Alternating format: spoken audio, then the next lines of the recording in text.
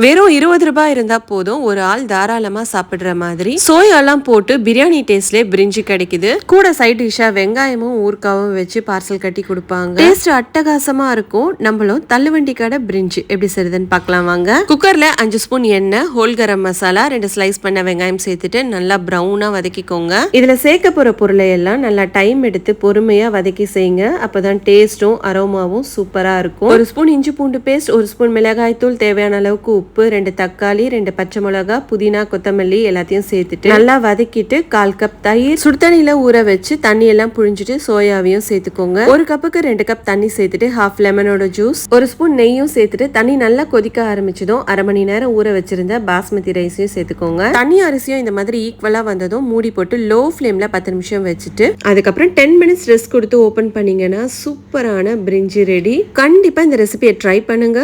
Thanks for வாட்சிங்.